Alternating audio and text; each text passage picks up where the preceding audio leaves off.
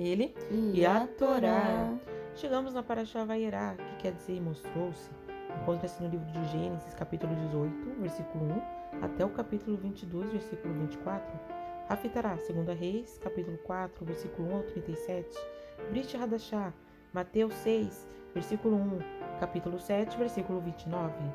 A Parashá da semana relata a aparição de 3 Melahim, anjos, que anunciam notícias provenientes do Shamaim para Avraham Avinu.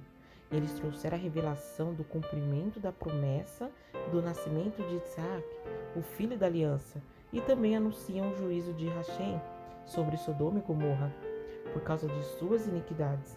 Avraham intercede pelas cidades, contudo sem êxito, devido à inexistência de ao menos 10 tzadikim justos naquela região.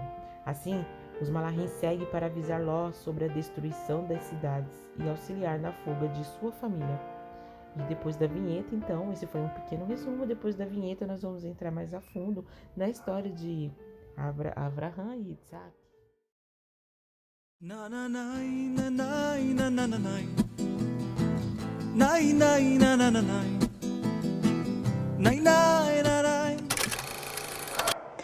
Quando os Malahim dizem que o juízo de Hashem cairá sobre as cidades, rapidamente Avraham intercede pelos seus habitantes. Destruirás também o justo com o perverso?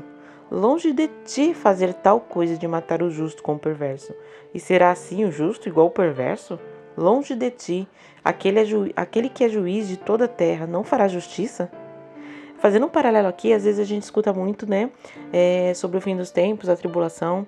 E o interessante é que a visão, que eu tenho aqui é sobre a tribulação, que nós vamos passar a tribulação, mas a ira do Senhor não. Você vê que em Mateus 24, Yeshua fala sobre como que vai ser ali os fins dos tempos, com a tribulação, que tem a ver com o anticristo, que tem a ver com o mal que está na terra e não do eterno.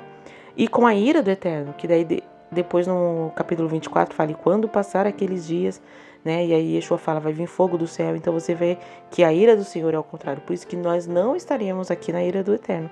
E acho que segundo Tessalonicenses, primeiro ele fala sobre, certamente, não fomos feitos para o dia da ira.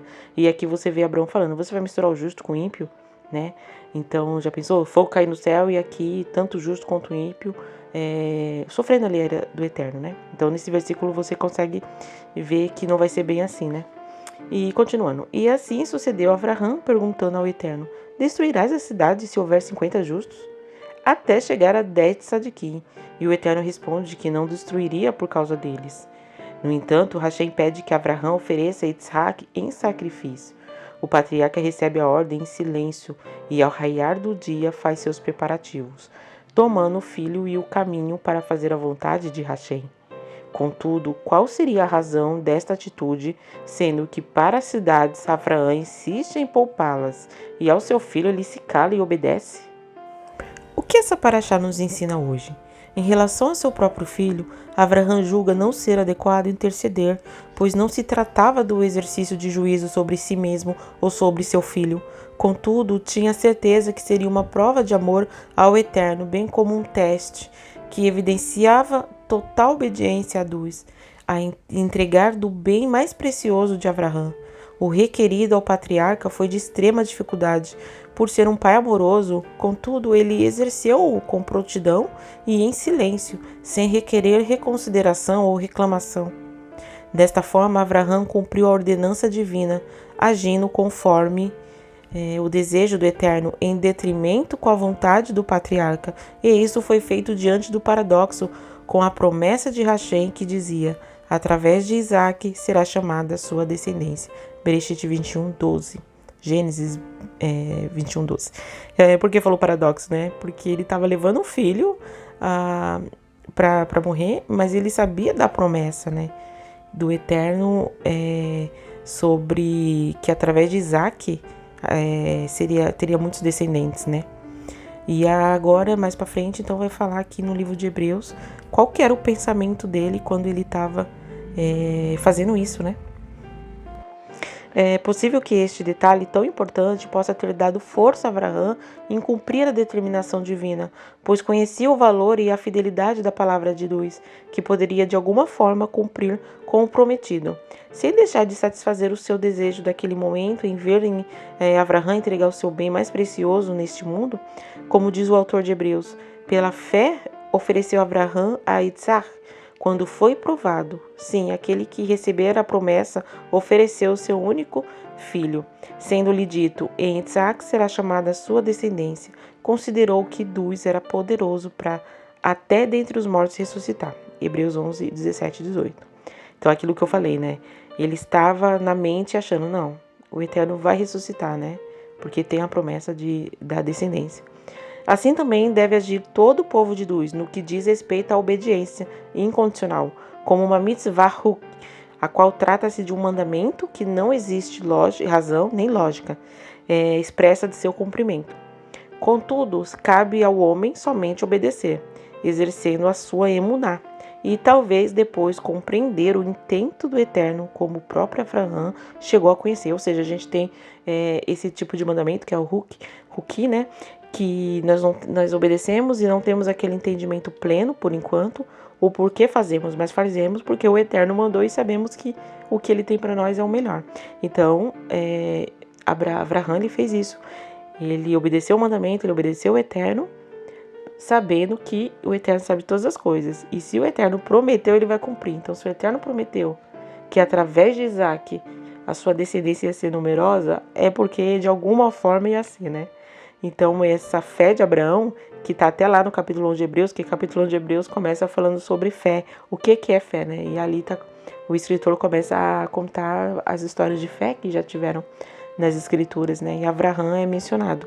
Porque imagina, precisava de muita fé, né? Levar o seu filho a oferecer aquele que ele tanto queria, né? Que a esposa dele era estéril, né? Então, depois de tanta orar, querendo um filho, e ali ele tendo que levar, né, ao matador. Então, foi realmente uma questão de fé. Esse relato da Akedah Isaac, no caso do sacrifício de Isaac, passa a ideia alegórica ou como ato profético da redenção do ser humano, pelo meio da hesed divino, a graça divina, na substituição do pecador por algo que supra as suas necessidades de redenção. No caso da Akedah, o cordeiro enviado pelo Eterno toma o lugar do seu filho, do qual é apto aceito como sacrifício em lugar do filho de Abraão. Portanto, o Corban do Hartzion, o cordeiro do Monte Sião, que ficou no lugar de Itzar, prefigura o objeto pelo qual o Eterno proporcionará a redenção divina ao homem. Isaac, por sua vez, prefigura os filhos de Abraão, as gerações de Abraão.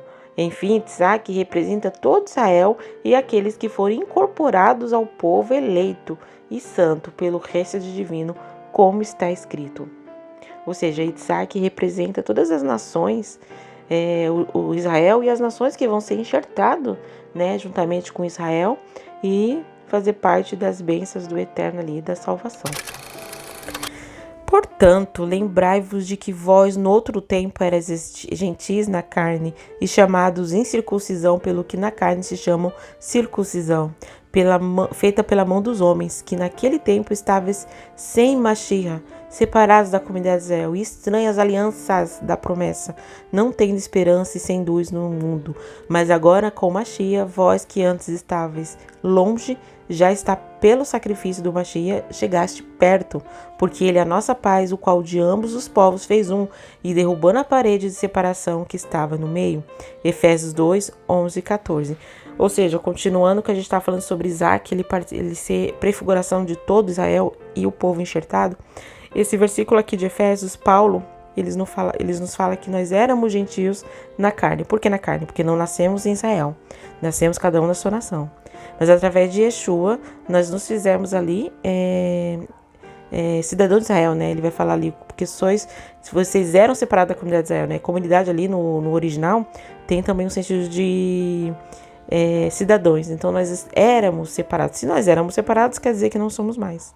Então, através ali de Yeshua e de Israel, nós somos aproximados ao povo, né? Então hoje nós somos um. E você vê que ele fala assim, estranhas alianças. Nós éramos estranhas alianças. Você vê que ele fala no plural? Por que ele fala no plural? Porque todas as alianças ainda estão em vigor. Que a aliança que foi feita desde Noé, Abraão, Monte Sinai e a nova aliança com Yeshua. Então, nenhuma sobrepõe a outra, né? Todas ainda fazem parte. Então, assim, hoje, com tudo que está acontecendo no mundo, falando até um pouquinho sobre isso, né? Esses conflitos que está tendo, a gente às vezes vê, infelizmente, alguns povos falando, né, cristãos falando que não, mas agora eles perderam. Às vezes acontece isso porque eles negaram Yeshua, e você vê uma certa separação. E a gente não vê isso na Bíblia, pelo contrário, né? Nós somos um povo, nós temos que orar por eles, chorar por eles, né? Eu vejo como meus irmãos, né? Então eu sinto a dor que eles estão sentindo. Porque o Yeshua, que é o nosso Mashiach, que é o Mashiach deles, através do enderecimento deles, veio a nós. Então nós temos que fazer como Ruth fez, né? Você vê que Ruth fala para Noemi, porque o seu povo, ela nem menciona Deus primeiramente, ela menciona o povo, né? Porque o seu povo é o meu povo e o seu Deus é o meu Deus, né?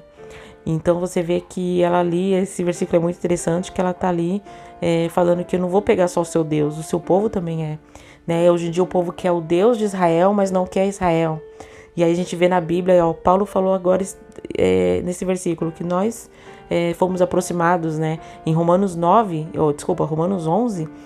todo o capítulo você vai ver a história do enxerto, né? Que por causa do endurecimento de Israel nós somos enxertados, né?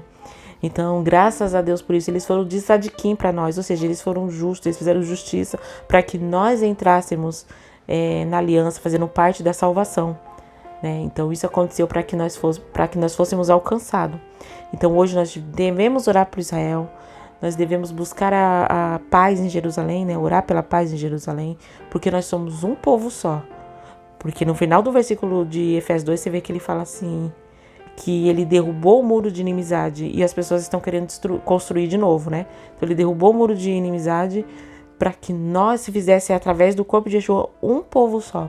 O Eterno não tem dois povos, o Eterno não tem duas leis, ele tem um povo, ele tem uma lei que foi dada a todos aqueles que professarem a aliança, que professarem fazer parte das alianças do Eterno. E você tem alguma coisa para falar sobre essa paraxá, meu filho? Não. O que você aprendeu? Tá. Eu aprendi muitas coisas. Tá, fala uma então. São tantas coisas, fala uma. Uma? Aprendi poucas coisas. Então, dessas poucas coisas, o que você aprendeu hoje?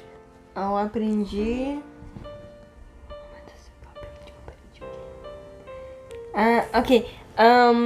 Eu aprendi muitas coisas. Eu aprendi a ter fé. Que bom, né? Muita fé, né? Que Abraão teve muita fé, né? Pra colocar seu filho no matadouro, né? Sabendo que o Eterno ia providenciar o escape, né? Para que ou intervesse, né? Ou que o Eterno iria ressuscitar o filho dele, né? E através de Isaac tem toda essa aliança unindo todo o povo de Deus ali, né? Tanto judeus quanto os que eram gentis, porque nós não somos mais gentios, né? Gentil na Bíblia são povo pagão. Se você ler Efésios 4:17, você vai ver vários termos pejorativos para quem é gentil, né? Povo pagão e tudo mais. Então nós éramos, não somos mais. Então é isso, gente. Espero que tenham gostado do vídeo. Compartilhe, curte. Shavuot Tov, uma boa semana. Deixa o like, se inscreve no canal, ativa o sininho para receber todas as notificações. Isso. E curte, lógico, se quem não assistiu e não gostou, não precisa curtir, né? Mas quem gostou, curte e comenta, porque o YouTube entende que você tá gostando desse tipo de conteúdo e vai mostrar para mais pessoas, né? E vamos aí fazer com que mais pessoas sejam alcançadas, né? Para viver a restauração do Eterno, né? Das boas novas. E é isso, gente. Shavuot Tov. Esse vídeo vai estar sendo colocado no domingo ou na segunda, para já na semana e já pensando na paraxá. E esqueci de falar, né? Esse texto é do meu rabino Maurício, tá? Da sinagoga Britolã, da sinagoga que eu frequento. Vou deixar aqui também no final do vídeo aqui o linkzinho da sinagoga para ver os vídeos, né? Os Kabbalah Shabbat, Shaharit, que é colocado ao vivo. Então, é isso aí. Shavuot Tov, uma boa semana e Tchau. Tchau.